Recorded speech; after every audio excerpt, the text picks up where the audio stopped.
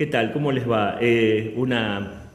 Un desayuno un poco especial porque tuvimos algunos inconvenientes técnicos, pero estamos acá el equipo completo, o casi completo porque no vino Carlos, y vamos a hacer esto en diferido, como se dice en televisión, pero vamos a contar con la participación acá de Nati, que está saludando. Ya le van a ver la carita a todos, no se va a escapar nadie, y de Sofi. Hola, Que está ahí, estaba comiendo, pero se entendió entre la galletita que estaba saludando.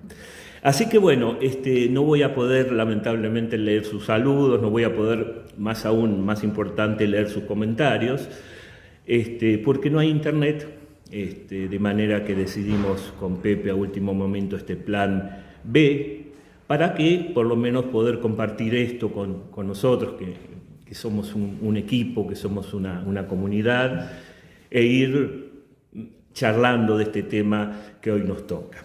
por ahí se puede subir el programa y se pueden hacer comentarios y los leemos en el desayuno próximo. Eso está muy buena la idea de Sofi. Una vez que subamos el video, si ustedes quieren mandarnos nuestros comentarios, una muy buena idea, podemos, aquellas preguntas, incluso obviamente si se generan preguntas, comentarios, dudas, está muy bueno eso de compartirlo, que lo manden. ¿Cuál es la mejor manera de mandarlo, Pepe? A través de un WhatsApp, de desayuneros, por ejemplo, cosas así.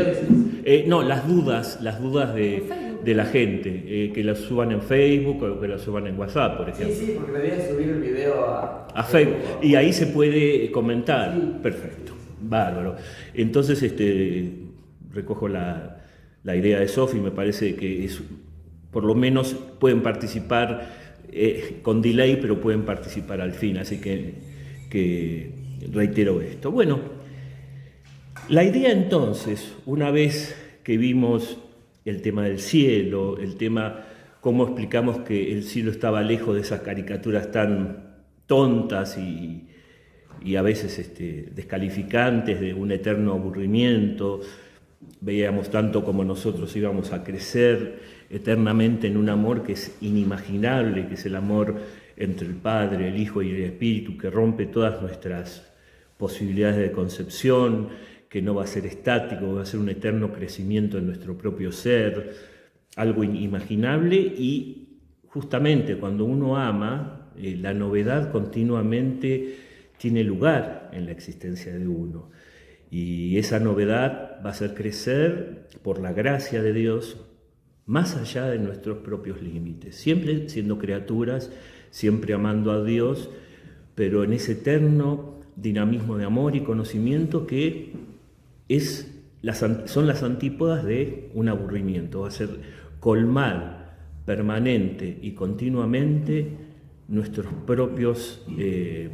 propia vocación. ¿Y cómo puede ser que se colme continuamente si se va a llegar al tope? Dios va a alzar ese techo que nosotros tenemos como criatura por la sola gracia, y va a hacer que siempre rebase el amor y el conocimiento. Y después habíamos hablado de la comunión de los santos y cómo no es una cuestión individual, sino que vamos a estar en presencia, y nosotros mismos todavía aquí en esta iglesia peregrina, nos consta cómo los santos están presentes, intercediendo, y no es que las almas de los difuntos cuando se van al cielo se desentienden del mundo, sino todo lo contrario. Ante Dios, las almas ante Dios están presentes en medio del mundo. El ejemplo más cercano es, por ejemplo, el último milagro que hizo Beato a Carlo Acutis, como por intercesión de Carlo, un chiquito que tenía una malformación inexplicable, su recuperación, siempre a través de la gracia de Dios, pero por el canal de Carlo, se curó. Y una junta médica dijo que eso era inexplicable, humanamente, médicamente, y ese es el milagro que hizo que pudiese proceder la beatificación. Pronto esperemos venga la canonización. Entonces, lo que sí habíamos destacado es que la Virgen María, de entre todas las criaturas que están en el cielo, es la única que está en cuerpo y alma intercediendo por nosotros, y que por eso es tan profunda y tan importante la devoción que tenemos por ella y su intercesión. Es la única criatura en cuerpo y alma que interviene. Y aquí Nati quería hacer un comentario, ya vamos a pasarle. Era preguntarte si podemos pedir la intercesión de todos los difuntos, o solamente aquellos que están en los altares, digamos, por decir de alguna forma. O sea, si yo, por ejemplo, mi papá que falleció, ¿puedo pedir la intercesión de mi papá en el cielo? Eso es lo que quería preguntarte, Claudia. Sí, sin duda podés, y la Iglesia también te alienta a que lo hagas. Hay una muy importante distinción. Aquellos santos que están canonizados se puede celebrar comunitariamente, se puede pedir comunitariamente su intercesión, por ejemplo, en las misas. Respecto a tu papá o cualquier otro ser querido, solo para la piedad personal. Esa es la gran diferencia. Cuando un santo es canonizado, como sabemos, tenemos la certeza de que está en presencia de Dios, se incorpora incluso a la liturgia, en la letanía de los santos, o se celebra su santo y se pide comunitariamente su intercesión. En cambio, para nuestros seres queridos, que en general no hay un proceso de canonización, sin duda podemos hacerlo, pero solo para nuestra piedad personal, digamos. Esa es la diferencia. Bueno, ustedes sigan, sí. Acá Nati quiere volver a aportar alguna interesante comentario. La pregunta era sobre el tema que vos decías de esto de Carlo Acutis, más allá que es la vida de los santos. O sea, los médicos que determinan los milagros, ¿son todos médicos creyentes, no creyentes? ¿Cómo es el comité que evalúa si el milagro es verídico o no, digamos? Se supone que por honestidad tiene que ser, primero no tienen que juzgar como creyentes, aquellos que son creyentes tienen que dejar su fe absolutamente de lado al analizar el caso. Es decir, es lo mismo que un científico creyente o no creyente ante analizar, qué sé yo, un espectro estelar, a ver la composición química de una estrella. Ahí no tiene nada que ver si es creyente o no, es decir, juzga con criterios estrictamente médicos el caso y determina si puede explicarse naturalmente a través de la ciencia o no. Nada más hace el comité. Y por lo tanto, tengo entendido que tanto creyentes como no creyentes forman parte de ese comité, porque no tiene que ver su fe porque en su tarea tienen que usar criterios estrictamente científicos. Otra cosa es la congregación misma, que por supuesto tienen que aplicar criterios teológicos. Pero para el informe médico de la comisión, solo valen los criterios científicos de las ciencias y no los criterios de fe. Muy bien, aprobado. Así que, bueno, entonces, una vez que vimos esto, vamos a plantearnos el tema del purgatorio. El tema del purgatorio también tiene sus malos entendidos, sus deformaciones. Es una especie de lugar intermedio entre el cielo y el infierno, en el sentido que es una especie de infierno, pero no tanto un infierno light. Preguntas, ¿no? ¿Es una especie de sala de espera donde aguardamos el veredicto final y donde las almas de los difuntos esperan a ver cuál es su destino, su veredicto de Dios? Era que decía que es un limbo, que en el fondo están los que o no merecen ni el cielo ni el infierno. Son caricaturas.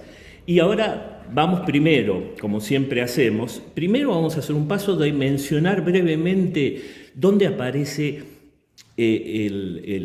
la revelación del purgatorio en las Escrituras, porque esto lo digo aquí porque es un tema, incluso lo voy a mencionar muy brevemente, pero es un tema que nuestros hermanos protestantes continuamente nos dicen, pero esto no aparece en las Escrituras, esto es un invento católico. No, siempre hay dos pilares que la tradición católica, el magisterio católico emplea para proclamar los dogmas de fe, que son las Escrituras y la tradición, la tradición apostólica especialmente.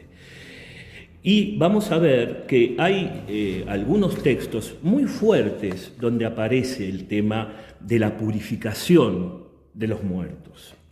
Concretamente en el segundo libro de los Macabeos, yo voy a dar la cita, no suelo dar citas, pero la doy simplemente para que ustedes investiguen por su lado, no vamos a hablar mucho de esto, pero para que ustedes investiguen, en el segundo libro de Macabeos, 12:44 y siguientes, aparece concretamente la figura del purgatorio. Aquí, en este libro, el segundo libro de los Macabeos, es uno de los pocos libros del Antiguo Testamento donde aparece la fe en la resurrección. Es decir, la idea del purgatorio también está relacionada con la idea de la resurrección. Y aquí aparece Judas, que es un comandante del ejército judío, que manda una colecta a Jerusalén para que se ofreciera como una especie de ofrenda por aquellos que habían muerto en la lucha y que hubiese sido, si no hubiesen tenido esa fe en la resurrección, habría sido totalmente inútil, según el mismo texto, orar por los difuntos. Y aclara más, especifica más, este es un sacrificio que se manda a ofrecer para la expiación de los muertos. Se está hablando de una expiación luego de la muerte, para que sean librados de sus pecados. Una clara idea de una purificación después de la muerte. Ya en el Nuevo Testamento, Jesús mismo asegura que, hablando de los pecados contra el Espíritu Santo, dice que no van a ser perdonados ni en este mundo ni en el siguiente. Muchos padres, esto lo estoy acortando mucho, ¿no? Esto es en Mateo 12:32. Muchos padres de la iglesia, analizando este testimonio, dicen, bueno, esto quiere decir que hay pecados que sí van a ser perdonados luego de la muerte, por esta distinción que hace Jesús. Y una vez más, se abre acá la idea de pecados que pueden ser expiados, purgados, luego de la muerte. Y si bien hay otros textos, vamos a mencionar por último a Pablo. Pablo, en la primera carta a los Corintios 3:13, de vuelta, menciono las citas para que ustedes después profundicen, por si en algún momento tienen algún encuentro con nuestros hermanos separados y tienen que dar testimonio de estos que ellos dicen que no está en la Biblia, y sí está. A través de una reflexión serena se puede mostrar que aparece esta enseñanza, esta revelación del purgatorio. Pablo dice concretamente que nuestras obras van a ser probadas por el fuego en el día del juicio. Y para abreviar, dice que aquellos cuyas obras sean probadas por el fuego y merezcan, digamos, la vida eterna, se salvarán como quien se libra del fuego. Es decir, hay una etapa de purificación que aquellos que son elegidos van a salvarse como aquellos que pasan a través de un fuego. Esto es el fuego de la purificación, que ya vamos a ver después, no tiene nada que ver con el fuego del infierno. Ya vamos a destinar toda una charla o las que sea necesaria después para hablar del infierno. Entonces, ¿qué es lo que afirma concretamente el magisterio respecto del purgatorio? Este dogma fue definido en varios concilios, concilios ecuménicos, Florencia, un concilio del siglo XV, más adelante también el concilio de Trento del siglo XVI. Está muy bien recogido todas estas enseñanzas en el catecismo de la Iglesia Católica, en los números 1030 y siguientes. ¿Qué es lo que dice concretamente el magisterio? Dice que los que mueren en la gracia y en la amistad con Dios, es decir, aquellos que mueren queriendo acceder a esa amistad, teniendo su corazón abierto a la gracia, pero no estando suficientemente preparados, no estando suficientemente purificados de ciertos pecados. Ya vamos a hablar cuáles son esos pecados, ya vamos a referirnos a ellos. A fin de obtener la plena santidad, van a entrar en una etapa de purificación para poder ser admitidos por Dios. Y la Iglesia llama purgatorio esa purificación final de los que fueron elegidos, o sea, los que están, las almas del purgatorio tienen una certeza absoluta de la salvación final. Lo que pasa es que están en un trance de purificación y están en un sufrimiento que conlleva esa purificación. Así que bueno, Nati ahora va a darnos otro comentario. Ya se puede editar. Sí, bueno, si las almas del purgatorio, pasamos todos por el purgatorio, hay algunos que pasan un ratito y se van, algunos pasan derecho al paraíso. ¿Cómo sería el tema del purgatorio para los distintos? Lo de la Virgen ya lo comentaste, pero bueno, para nosotros, digamos, ¿cómo sería nuestro paso? ¿Qué pasa con un bebé recién nacido, por ejemplo? Bueno, quería preguntarte más. Bien, Nati, gracias. Puede ser que hasta los mismos santos hayan tenido su purgatorio. Es un tema que, digamos, es debatible. Lo que sí sabemos es que cuando se los canoniza a los santos, en ese mismo momento están en el cielo en presencia de Dios. Verdaderamente, lo único que podemos saber con certeza es respecto de la Virgen. Y algunas visiones también apuntan a santos que fueron directamente al cielo, pero digamos, ¿qué es lo que dice la Iglesia? La Iglesia afirma esto con certeza respecto de la Virgen. Y cuando canoniza, afirma que los santos ahora están en la presencia de Dios.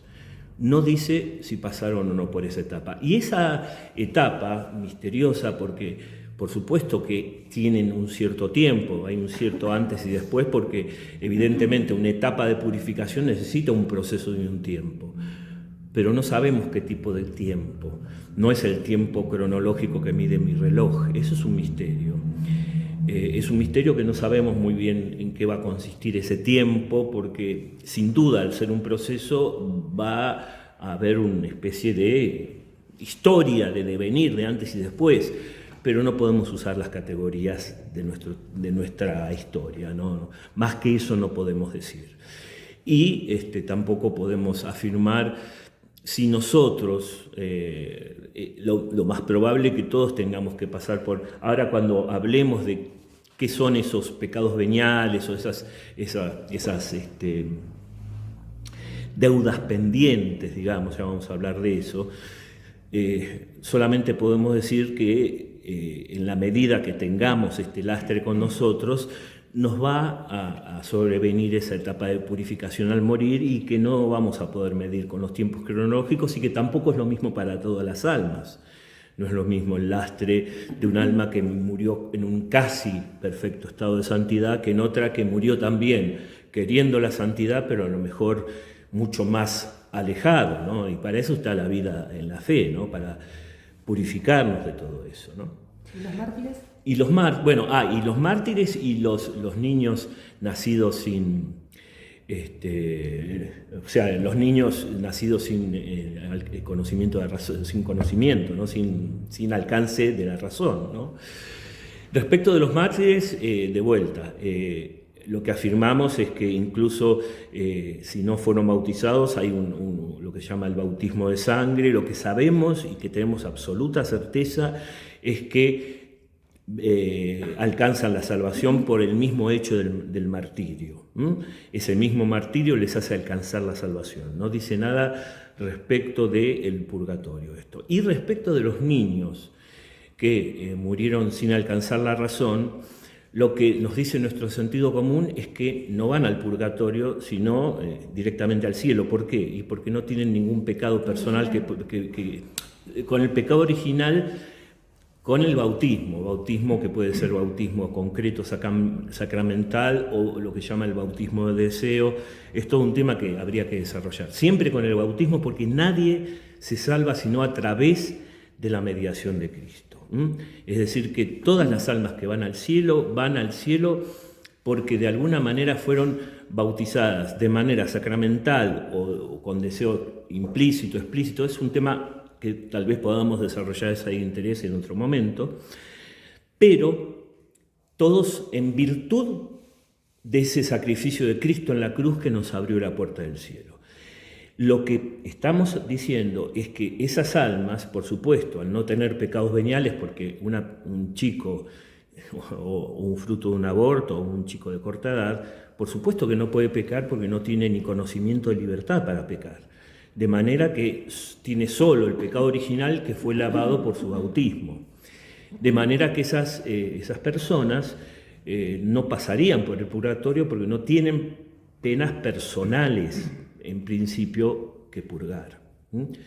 Esto siempre la Iglesia es muy cauta respecto de esto, no se expidió mucho respecto de esto. Yo lo que estoy diciendo simplemente es una opinión teológica común, porque quien no tiene pecado, o sea, quien no puede usar la razón no tiene pecado. Quien no tiene libertad no puede pecar. De manera que esas almas, la Iglesia cree que van directamente a la presencia de Dios porque no alcanzaron a ejercer la razón y por lo tanto no alcanzaron a pecar. De manera que, bueno, no sé si Sofi quiere... No, Sofi está procesando, está bien. Dejemos que procese tranquila. Entonces, está claro que lo que la Iglesia, en este caso, afirma, entonces, es la existencia del purgatorio como una especie de proceso donde todos los que mueren con una santidad no plena, es decir, con amistad de Dios no plena, que no es lo mismo que el infierno, que aquellos que mueren en enemistad con Dios, sin la gracia santificante. Ya vamos a hablar, cuando hablemos del infierno, de esto. Pero, ¿qué tipo de lastre, entonces, si no es el pecado mortal, que es aquel que me hace acreedor al infierno, qué tipo de lastres habla la Iglesia? De dos lastres, los pecados veniales y las penas temporales. Ya vamos a hablar ahora mismo de esto. Yo primero lo que quiero afirmar es lo que la Iglesia dice respecto del purgatorio. Es decir, penas temporales que aún no fueron satisfechas en vida. Penas temporales que aún faltan cumplir, faltan purificar. Como digo, ahora enseguida nos vamos a referir a esto que tiene que ver con el sacramento de la reconciliación. Lo primero que queremos aclarar, esto es lo que dice estrictamente el magisterio y ahora vamos a explicar un poquito mejor en qué consiste este dogma.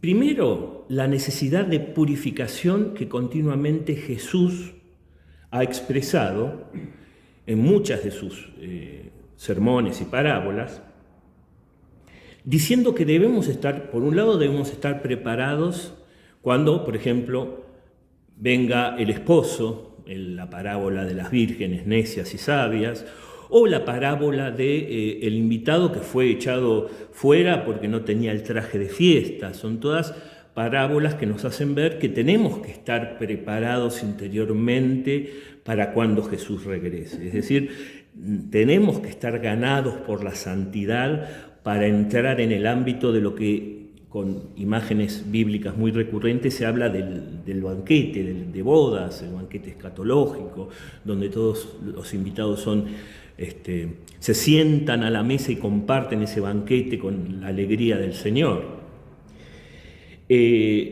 Pero si esta fuera la condición excluyente, ¿quién podría alcanzarla en vida?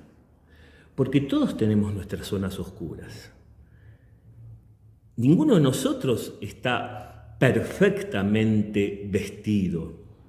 O sea, podemos estar preparados, podemos ponernos, siguiendo esta parábola, nuestros mejores trajes, pero la gran mayoría de nosotros, no descartemos que algunos santos hayan pasado efectivamente directamente al cielo por morir en perfecta gracia, pero siempre nuestros trajes tienen alguna arruguita, alguna mancha, siempre tenemos que estar mejor preparados. Entonces, si por un lado Cristo nos dice que tenemos que estar perfectamente preparados y nosotros en vida no podemos alcanzar esa plena santidad, entonces ¿quién va a poder salvarse?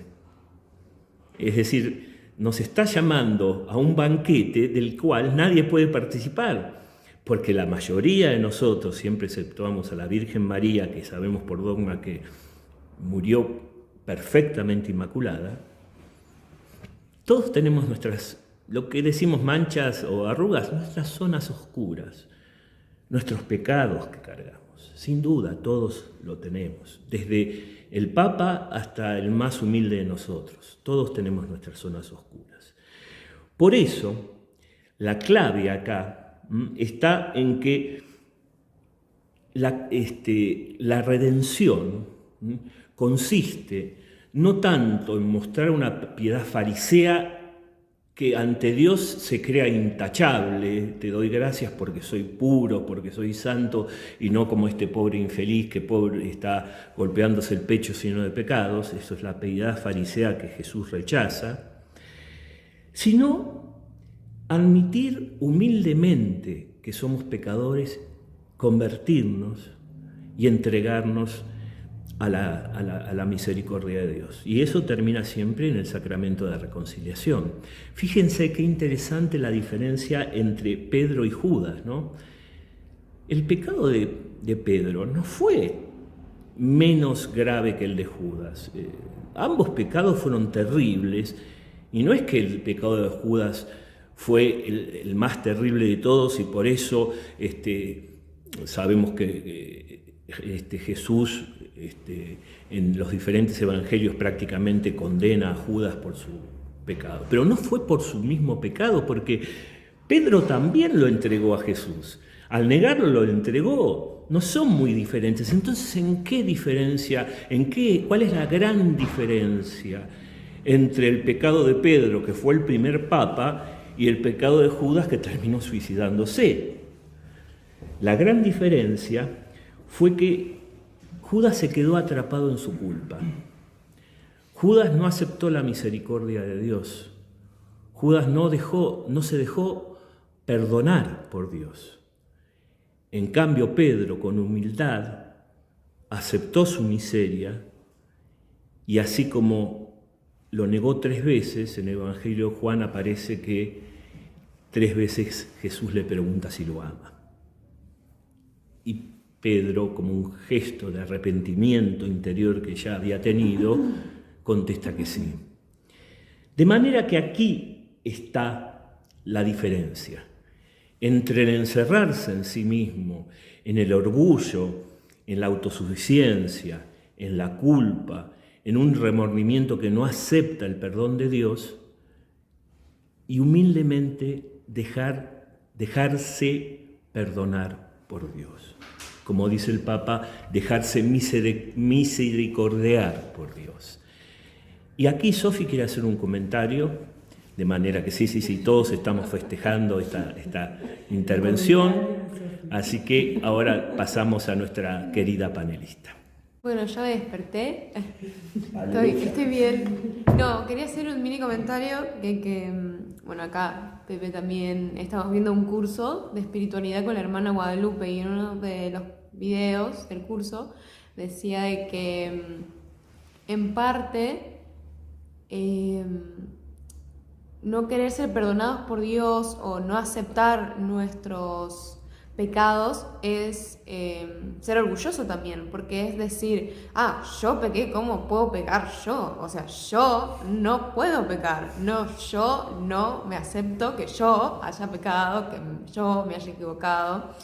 Entonces, dejar entrar a Dios también en esa parte de nuestra vida, ¿no? En romper nuestro orgullo, de decir de que, bueno, no somos perfectos y pecamos. Y no voy a decir que está bien, pero somos débiles y caemos. Entonces, también abrir nuestro corazón en esa parte de nuestra vida también, no dejarnos llevar por el orgullo y aceptar la misericordia de Dios, como decía Claudia hace rato. Como decía recién, porque se estaba moviendo, como decía recién, obviamente por eso rezamos en el Padre Nuestro, no nos dejes caer en la tentación, como parte de esas peticiones que le elevamos a Dios para que para que, bueno, que nos proteja de nuestras propias miserias, ¿no? De manera que, fíjense, el ideal evangélico de ser perfectos, como el Padre es perfecto, que sin duda lo dijo Cristo de esa manera, no consiste entonces en una especie de estado fariseo de virtud autosuficiente.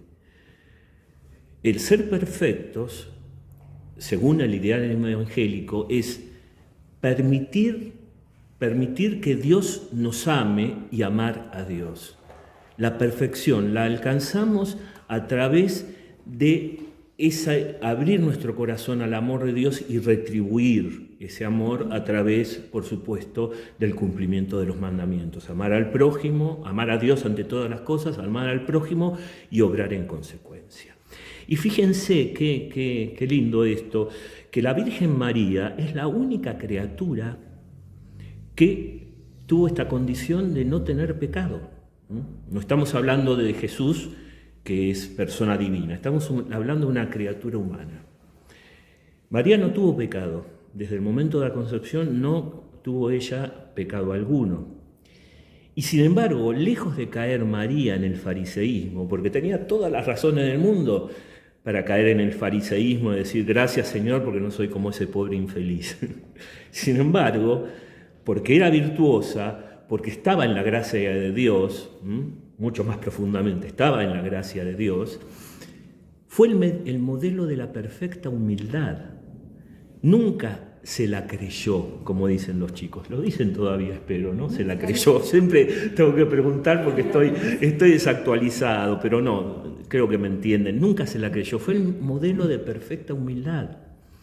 Entonces, fíjense justamente que el carecer de pecado no nos tiene que mover al fariseísmo, sino a ser más humildes. Y ahí está el ejemplo de María, ¿no? Entonces, un poquito, ¿qué podemos decir de la esencia del purgatorio, ¿no? Como decíamos, si no podemos acceder a la presencia de Dios, esto lo dijo claramente Jesús en sus parábolas, sin estar enteramente predispuestos a corresponder a ese amor en plena santidad. Pero por otro lado, si Jesús mismo nos dice, y así lo hizo, no quiere excluir a nadie de ese reino. Él abre un tiempo de gracia cuando Él viene y invita a pecadores, invita a aquellos que fueron dejados de lado del reino, de manera que Él mismo hace un llamado a los excluidos. Entonces, tenemos que presentarnos ante Dios perfectamente santos. Y Dios no quiere excluir a nadie que quiera participar. Pero por otro lado, la realidad nos dice que, bueno, nosotros no podemos alcanzar la plena santidad. Ahí es donde entra esta enseñanza, esta revelación del purgatorio.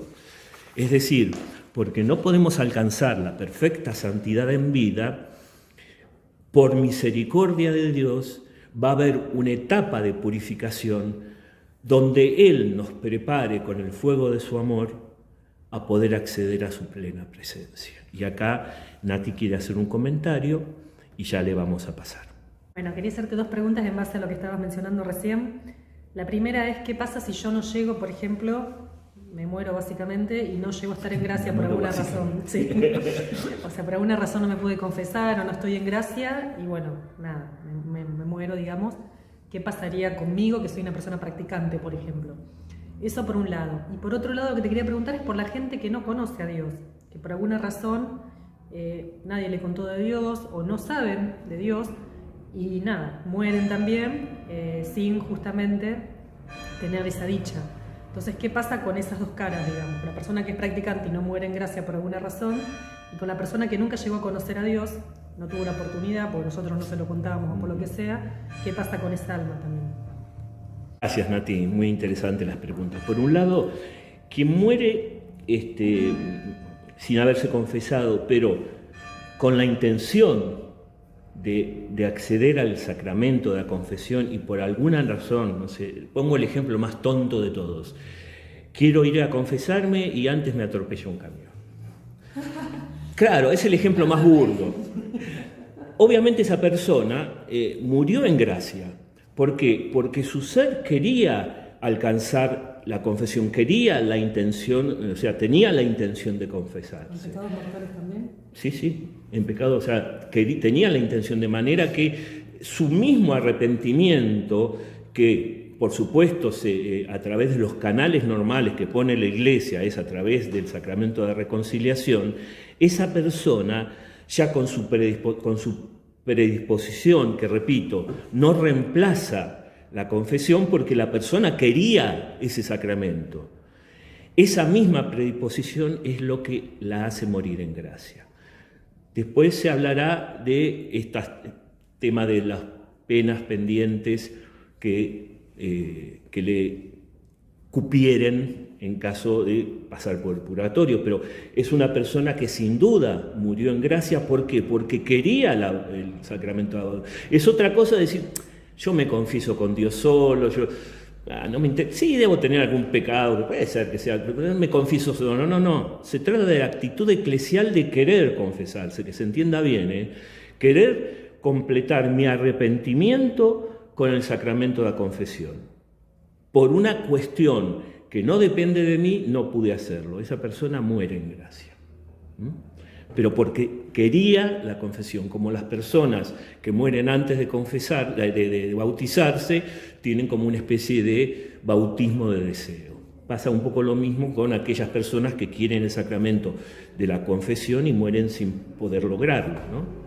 De manera que por una cuestión que no depende de mí, Dios no me va a negar la gracia. ¿Por qué? Porque mi corazón está abierto primero a recibir el sacramento de la confesión, de la reconciliación. Y detrás de eso es una persona que quiere reencontrarse con Dios. De manera que su corazón muere abierto a Dios, no muere rechazándolo. De manera que es claro que esa persona muere en gracia. Una gracia muy posiblemente imperfecta que tenga que purgar, pero gracia al fin que me hace finalmente acceder a la presencia de Dios. Y respecto de las personas que mueren sin conocer a Cristo, algo habíamos hablado, podemos en algún momento, si quieren, hacer una charla sobre eso. Es el tema muy complicado, muy difícil de las personas de buena voluntad y cómo la gracia de Cristo siempre, todos los que se salvan en virtud de la gracia de Cristo. Nadie se salva sin esa gracia, eso que quede claro. Jesucristo es el único mediador entre Dios y los hombres, lo sepan o no lo sepan. Respecto de estas personas que mueren sin haber conocido a Dios, creemos que de alguna manera podemos incluirlas en las personas de buena voluntad que, de haber conocido el Evangelio, lo habrían abrazado. De haber conocido el Evangelio, se habrían bautizado. ¿Se entiende? Hay como una especie de deseo de bautismo implícito en el corazón de esas personas que son verdaderamente de buena voluntad, que buscan en tinieblas a Dios, pero nadie les habló de Jesús.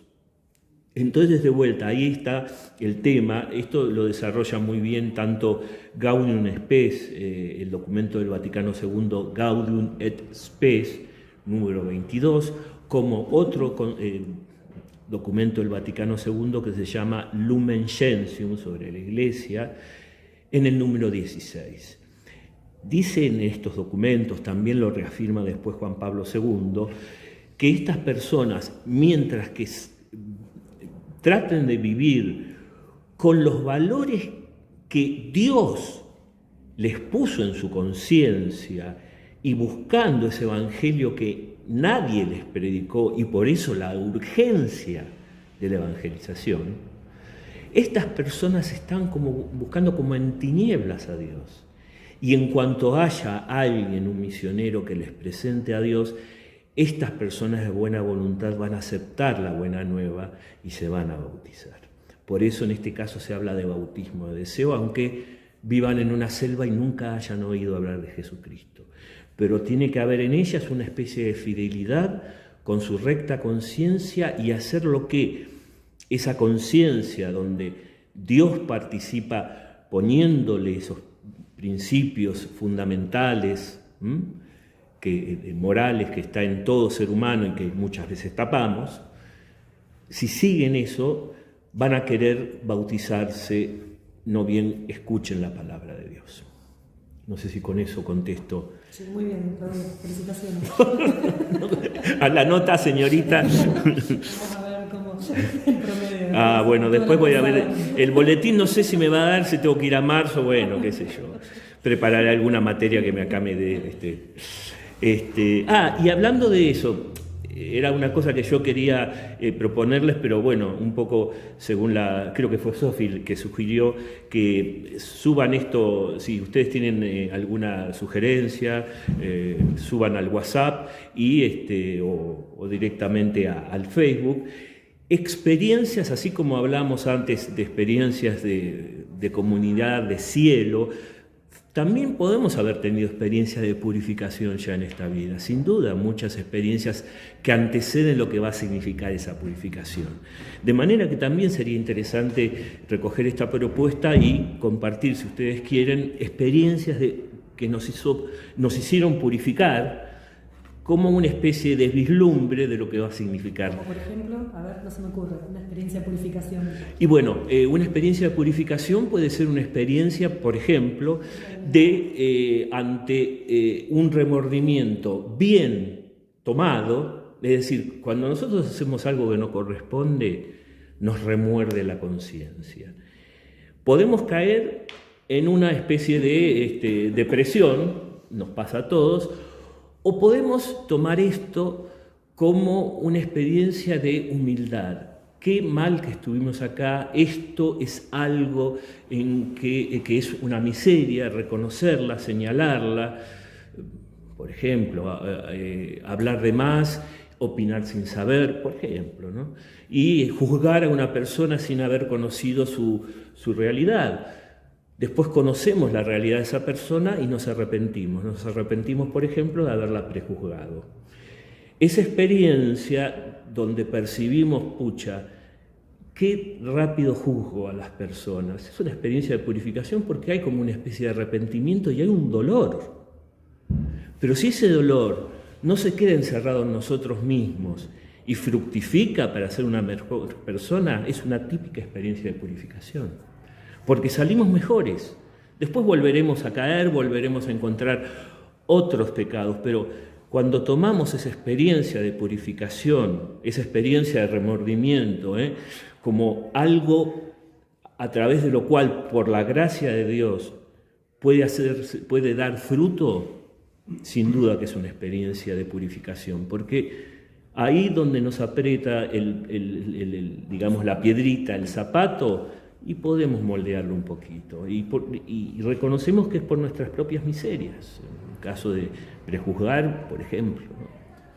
¿Puedo preguntar cuáles son los pecados mortales? Para ver esto de la importancia de diferenciar entre los veniales y los mortales. Los pecados mortales son aquellos, para no meternos en una casuística, ¿no? O sea, en relatar caso por caso. Algo de esto, ahora lo vamos a decir porque prácticamente ahora lo íbamos a mencionar. Es muy importante esta distinción porque así los distinguimos de los veniales. Los pecados mortales son los que rompen nuestra amistad con Dios. Es decir, los que a sabiendas, con la libertad suficiente, damos la espalda a Dios. Rechazamos el amor de Dios a través de un prójimo o a través de Dios mismo, pero sabiendo que estamos dando la espalda a su gracia. Es decir, nunca nuestra libertad y nuestra conciencia es perfecta, pero siempre en el fondo sabemos que estamos haciendo algo mal. Es decir, una cosa, y lo mencionaba ayer Jorge, por ejemplo, me parece un lindo ejemplo, ¿no? Un pecado venial de Carlo Acutis. Decía que tenía 2 pecados veniales que él confesaba, que él era goloso, le gustaba la Nutella. Bueno, eso no nos rompe la amistad con Dios. Obviamente nos aleja en la medida que distraemos con el deleite de la Nutella o haciendo bromas que distraen a la clase. No es que construimos en ese momento el reino. Nos estamos como distrayendo, ¿no? pero en el fondo no estamos rompiendo la amistad con Dios.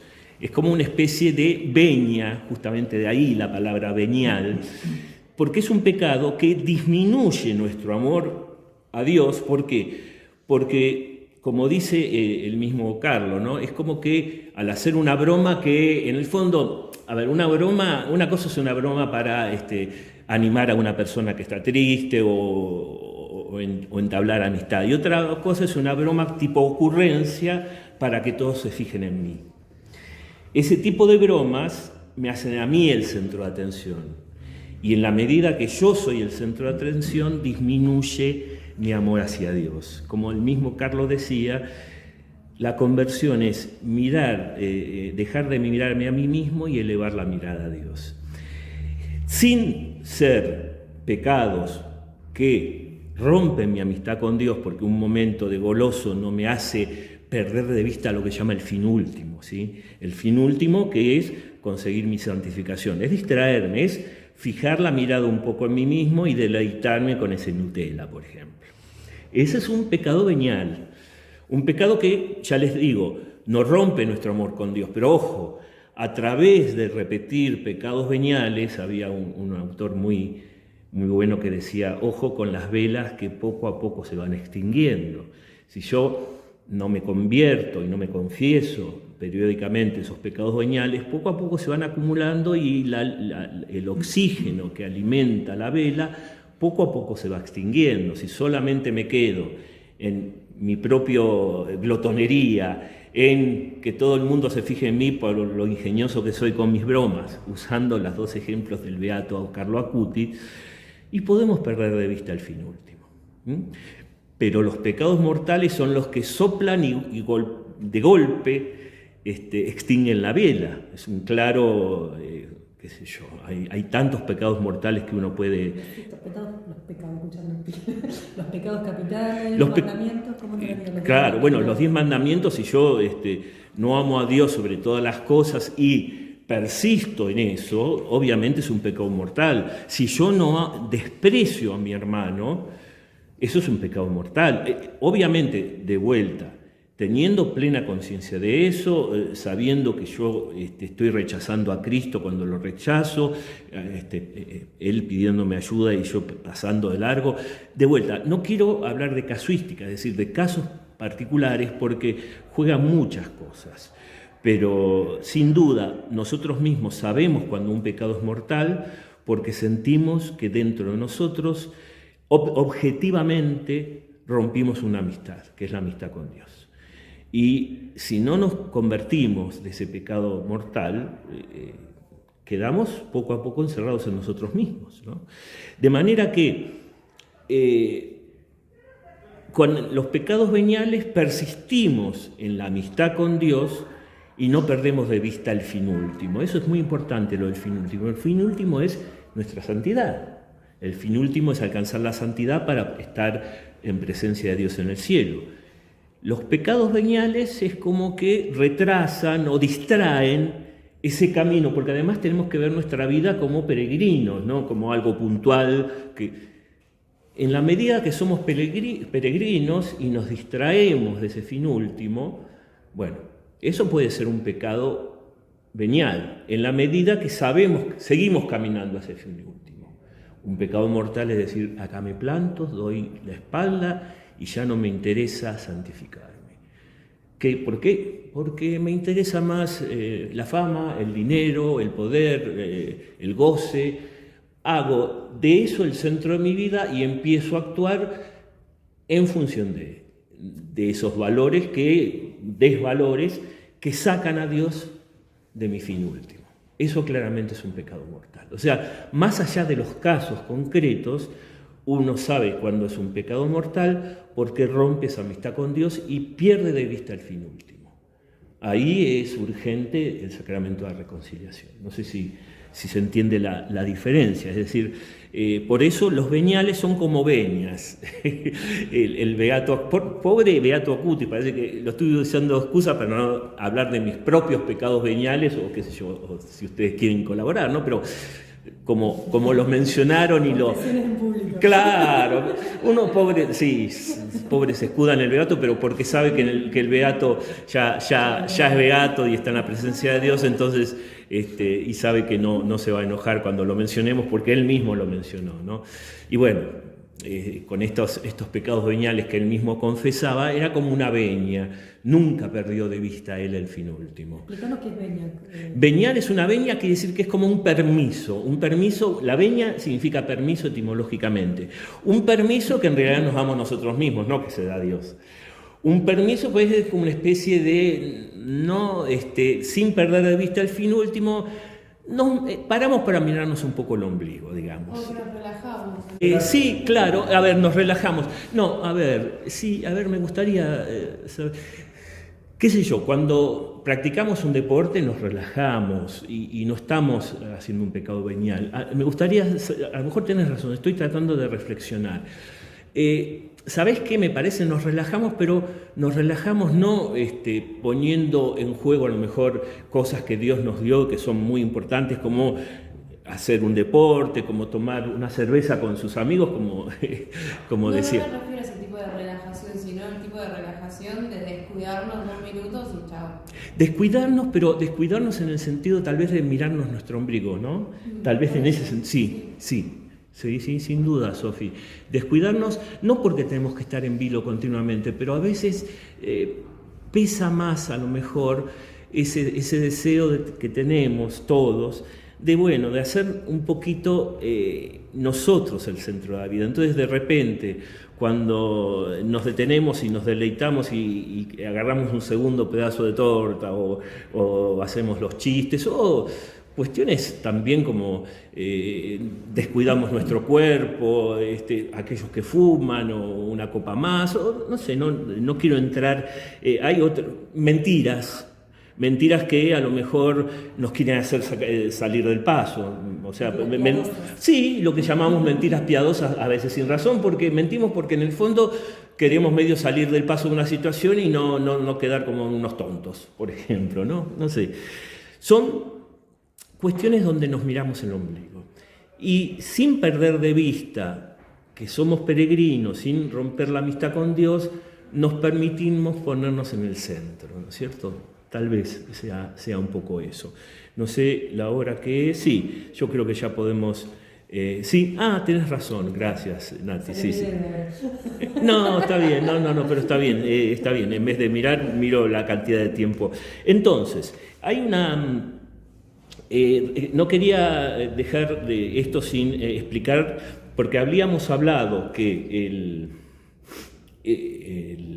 la purificación es para aquellos que mueren o con pecados veniales, que nos referimos recién, o con actos de reparación pendientes. ¿Qué significa esta palabra?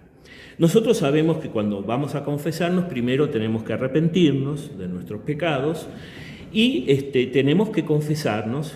Ahora, los pecados, es muy importante decirlo, el sacerdote nos perdona, especialmente los pecados mortales, nos perdona la culpa, es decir, nos hace inocentes de vuelta ante Dios, y la pena eterna. Si tenemos un pecado mortal, el sacerdote nos perdona la pena eterna. ¿Qué quiere decir? Ese pecado mortal ya nos lo ha perdonado y por lo tanto ya dejamos de merecernos el infierno. Pero queda un aspecto que la confesión no perdona, no cubre, digamos, que son las penas temporales. ¿Qué son las penas temporales? Es la satisfacción de lo que la mancana que nos mandamos, el daño que causamos. Un ejemplo muy claro. Un chico, por ejemplo, que jugaba a la pelota rompe un vidrio. El dueño de la casa, él se arrepiente, va a pedir perdón. El dueño lo perdona, está bien, te perdono, pero falta la reparación, que es ir y comprar un vidrio nuevo.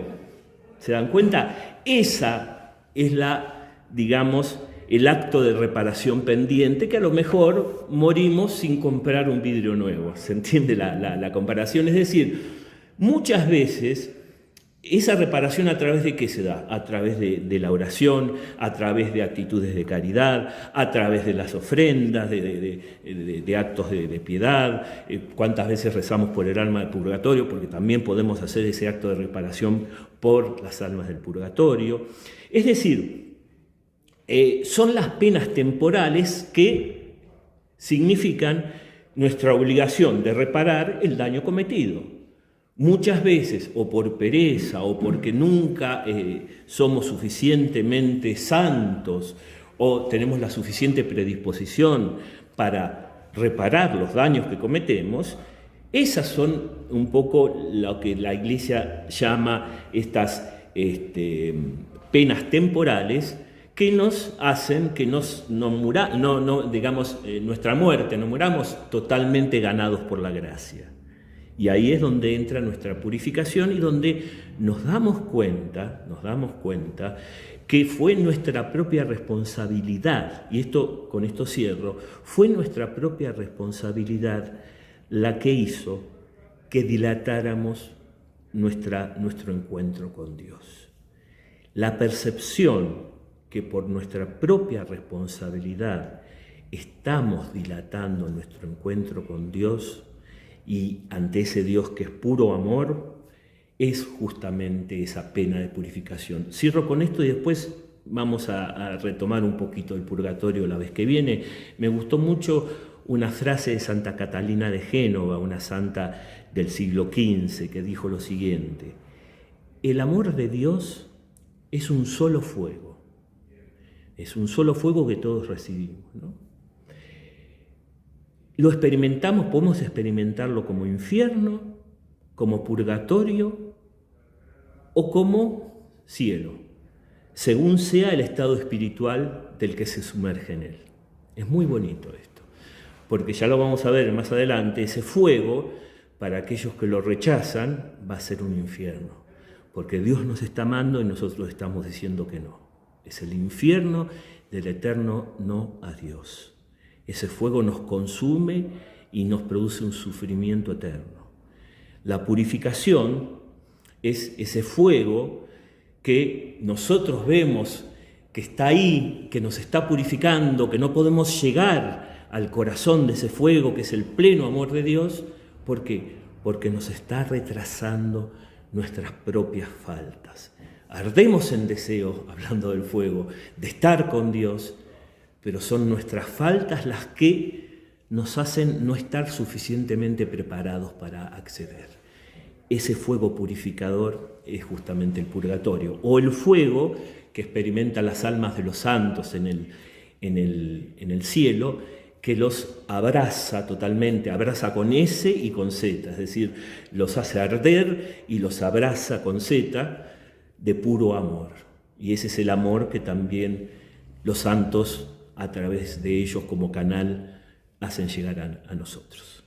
Así que bueno, vamos después a cerrar con una pequeña analogía y lo dejamos la vez que viene, si Dios quiere. ¿Algún comentario, chicas? ¿No? Bueno. ¿Pepe tampoco? No. Pepe no estuvo. Bueno, les agradezco mucho la participación de ustedes en este desayuno inusual, pero bueno, esperemos que la magia de Pepe obre la edición y podamos subirlo. Yo después le voy a pasar el link y va a estar listo. Y repito, me encantaría que ustedes pudieran después, offline, comentarnos lo que ustedes quieran y la vez que viene lo compartimos. Así que bueno, muchísimas gracias. Y bueno, muchas gracias, chicas. Las voy a enfocar para que... Gracias, chicas. Muchas gracias a mis panelistas queridas. Gracias, Pepe, siempre al pie del cañón con plan A, plan B o plan Z. ¿Qué pasa la factura? Sí, eso. Facturas sí, tenemos medialunas, tenemos cañoncitos, así que eso nunca falta acá. Gracias, chicos. Hasta luego.